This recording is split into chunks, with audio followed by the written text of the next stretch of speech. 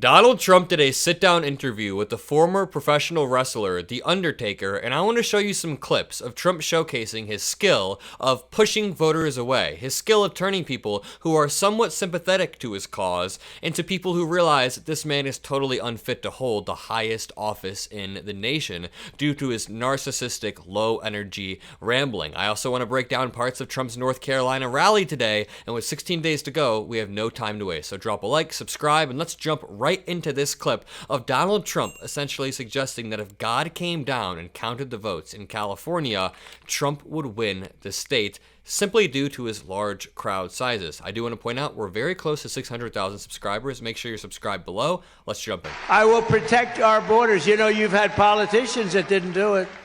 They were either stupid, maybe dishonest, could have been dishonest. Hard to believe they would be dishonest, isn't it? When you see guys like Adam Shifty Schiff, he would never take anything. Can you believe this guy's probably going to be a senator? I can't even believe it. I'll tell you what, I was in California. We have some of the biggest crowds you've ever seen. I was in California. I'd love to have God to come down and be the vote counter just for one day and see how well we're doing in California.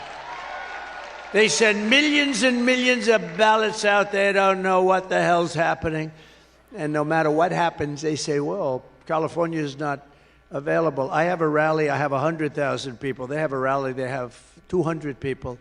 And they say they're going to win. They're not. Trump actually believes this stuff. He believes that he would win California if God came down, or if God were able to omnipotently sense who won the state. And this entire clip is full of wild projection. This entire clip shows how far our politics has fallen over the years. He starts off this clip by saying the Democrats are maybe stupid or either dishonest. And this is such a multi-layered remark right here because, first of all, a decade ago, we didn't talk like this in American politics. Also, the projection is insane. We're stupid and we're dishonest. Okay, Mr. Nuke a hurricane or draw a Sharpie on a map to reroute a hurricane. Let's listen to him say it one more time. They were either stupid, maybe dishonest, could have been dishonest. Hard to believe they would be dishonest, isn't it? When you see guys like Adam Shifty Schiff. And then the name calling all in the same 10 seconds. And then he goes on to lie even further and say that he would have won California. Again, this clip right here is a microcosm of all of the name calling, dumb, dishonest, Adam Shifty Schiff, the kindergarten-esque insults. It also shows Donald Trump's lying and obsession with crowd sizes. He lies and says that he'd win California because of voter fraud and Democrats are actually rigging the state that they've always won for decades, and he cites his crowds as the reason why he would win. And speaking of God coming down and counting votes for Donald Trump, I thought this was absolutely wild. They were doing a photo op in North Carolina today for the hurricanes and the cleanup, and Donald Trump's not doing anything other than letting his hair blow in the wind, and they decided to hold a prayer. Not for the people that are affected by the hurricane, but they're praying for Trump. Watch. You don't mind, just because my heart's about to beat. Do you mind if I pray for you? Yes, please. Okay. So, and all those that are prayers, would you join with me in this prayer? Father, I thank you for this man that you have raised up in this moment, in this season, for your purposes. Are God's purposes running through porn stars and having a Jim Jones-esque cult in America? And I pray that you would anoint him, that things aren't done just by might or by power, but by your spirit. So I ask that you would anoint President Donald Trump. By God's spirit and a little bit of fraud and lying with Donald Trump. Here's another clip of Donald Trump today. Just take a look. But under the Trump administration, we are going to take back what is ours. We will end the looting, ransacking, raping, and pillaging of North Carolina and, frankly, every other state in the Union. Every other state also. We will. What the hell does this guy think is happening in North Carolina? He said, quote, "We will end the looting, ransacking, raping, and pillaging of North Carolina." Does this dude think we're living in the Viking era? Does this dude think North Carolina is stuck in the 1300s or something? It's another prime example of Trump using apocalyptic rhetoric to try to scare the crowd. I mean, look at these women in the back. Look at this girl's face right in the top right corner. right in the top right corner. She is super surprised at something, probably Donald Trump's crazy apocalyptic rhetoric. She probably lives in a nice suburban home, and she's like, I don't see any ransacking, raping, pillaging, looting, shooting. He always refers to cities as villages and says they're gonna get ransacked. I don't know what his end goal is other than just scaring people. Here's Donald Trump talking about the Undertaker's feet in a bizarre interview. And you walked by me and said, hello, sir. And I said, this guy is really big. How tall are you, by the way? Right now, probably I've lost a little bit through the years, but I'm right at 6'8". 6'8". Yeah, my disc have been a little bit compressed through the years. You get compressed. Well, that's normal.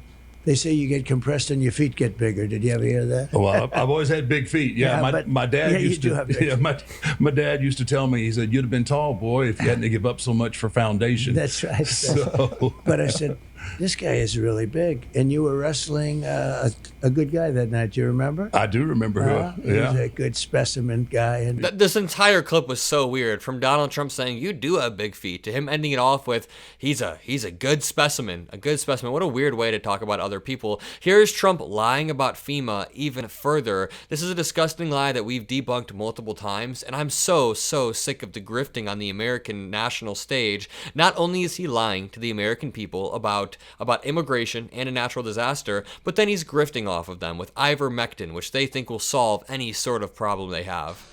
they spent their money on illegal migrants. They spent their money.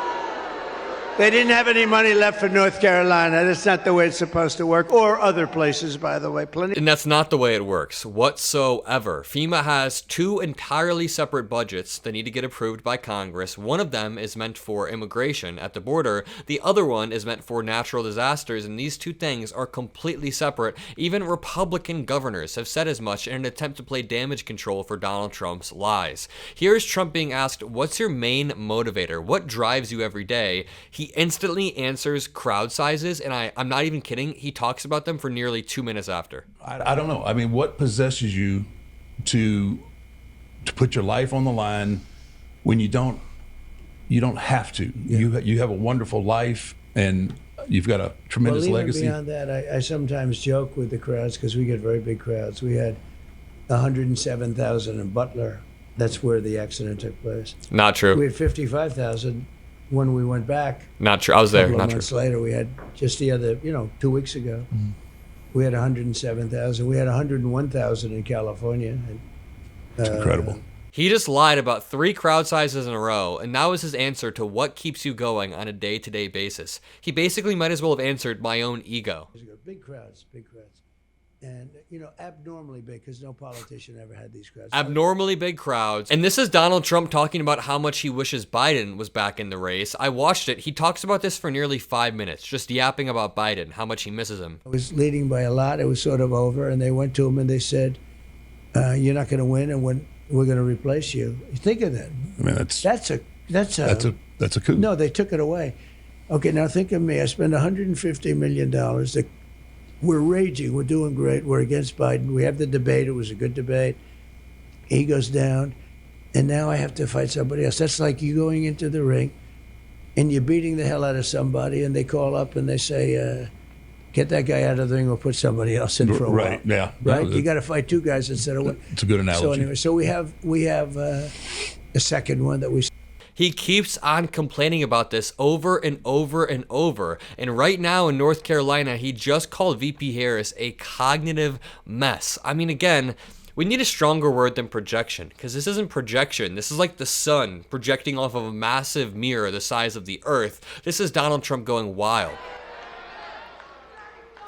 She's a mess. She's a cognitive mess, and nobody wants to talk about it. Let's check out how this cognitive mess Kamala Harris is doing. Let's see if she's cognitively declining in this interview clip. But Donald Trump is offering something very different, including what he's talking about in Project 2025.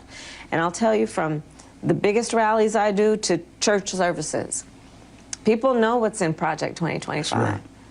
They know that it would allow corporations to basically stop protecting the right of workers to have overtime pay. What it would do to take away the independence of the Department of Justice. And as we know, he intends to use it to attack his political enemies. Kamala Harris saying the words the independence of the Department of Justice, those are bigger words than Trump has used in a while. They're the balloons. What the hell? People are very concerned by what Project 2025 would do, which is to get rid of public servants who have dedicated their lives to doing public service and instead putting loyalists in these various agencies. I'm so happy that VP Harris is finally talking about the Schedule F executive orders. Now, she won't refer to it by those words because it's probably too complex. She wants to simplify it. But talking about Donald Trump wanting to fill all of these institutions with loyalists is so key because that is step one in Project 2025, and it's something that he tried to do last time. But back to Trump's point, VP Harris is the opposite of cognitively declining. In fact, I think she's sharper than she's ever been. I think she's running a hell of a campaign, almost masterfully running this campaign, and she's improved even over the last 4 to 8 years if you look at some of her old speeches. Meanwhile, Donald Trump is devolving. Here's Trump talking about the word rape. The women. You remember when I first ran, I used a certain word, rape. Everyone said, oh, he used the word rape. Well, rape, the percentage of women that are raped on the trip up, I won't say it, but you won't believe the number. It's just a horrible thing that happens, all because these people, they made it, they're basically saying, come up, we'll give you education, we'll give you this, you can stop it all in one day, you can stop it all in 1 hour, you can close that.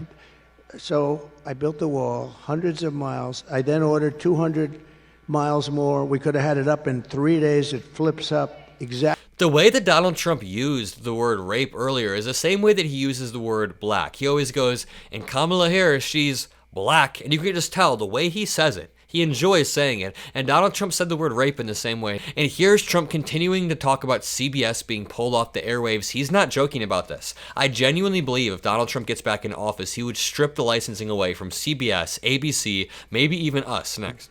I mean, that's the biggest scandal, in my opinion, because that's election interference. That's the biggest scandal in the history of broadcasting. Right? The biggest scandal in the history of broadcasting, in my opinion. So we'll see what happens. They're being sued. They're being sued by a lot of people. No, they should lose their license for that, right? He's not joking. He just genuinely said they should lose their license. They're being sued. They're being sued by a lot of people. No, they should lose their license for that, right? You know, the fake news is protecting them. How dare he say that? Why would he ever say lose it? They took her answer, threw it out, and gave her a new answer, and they're trying to defend it. They did not do that. They cut out 10 seconds, and we've seen Fox News do that in recent interviews with Donald Trump. Either way, if you enjoyed this video, if you appreciate what I do, drop a like, subscribe. Have a great rest of your day, and peace out.